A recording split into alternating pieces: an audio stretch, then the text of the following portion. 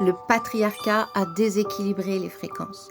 Les religions ont codifié la sexualité, contrôle masculin, soumission féminine. Ça a généré des ondes basses, répétées et amplifiées transgénérationnellement. Aujourd'hui, Gaïa monte en fréquence. Les cellules féminines sentent la polarité, refusent l'onde patriarcale et vibrent seules en ondes alpha et gamma, sans dommage. La polarité masculine sent, elle aussi, la montée de Gaïa. Il ne peut plus se nourrir dans la domination. Il se sent vide, seul lui aussi.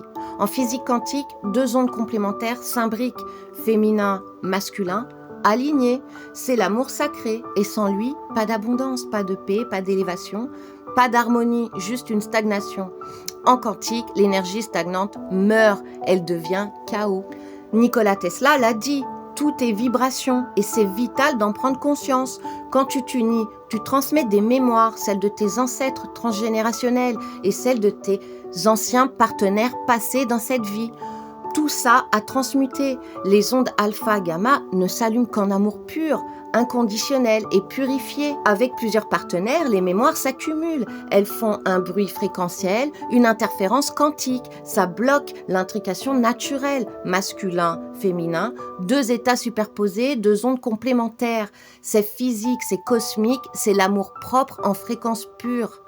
La polarité féminine doit être vue pour ce qu'elle est, une onde complète avec ses mémoires, ses peurs, ses lumières, pas un corps, pas une matrice. Si tu la réduis même d'un regard, même d'un silence, la fréquence chute en bêta.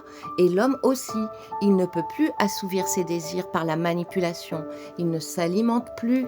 La complémentarité, c'est pas un rôle, c'est une reconnaissance, une nécessité collective, car tout est vibration quand elle est reconnue.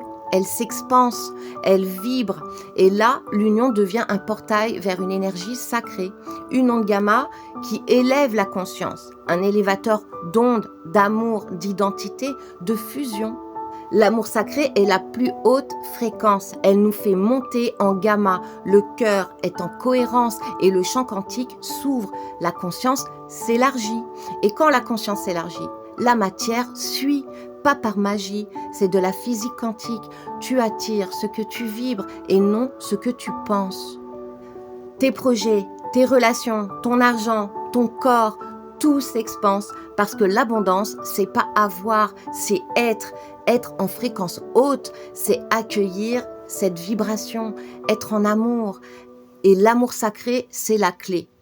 C'est pas une promesse, c'est une mesure énergétique. À chaque prise de conscience, on s'élève vibratoirement. Nos pensées, nos actes définissent notre fréquence.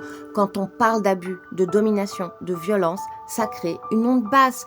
Mais en la conscientisant, en la déprogrammant, elle transmute, c'est le cours naturel de ce flux cosmique. Donc Gaïa pulse, oui, elle pousse à une élévation. Pas par punition, par logique mesurable. Elle veut vibrer l'harmonie du vivant et nous en faisons partie. Et quand l'humanité évolue, plus besoin de chaos. C'est énergétique. C'est pas nous qui la sauvons. C'est elle qui nous élève, qui nous rééquilibre dans nos polarités. C'est ça l'évolution. Parce que nous sommes énergie.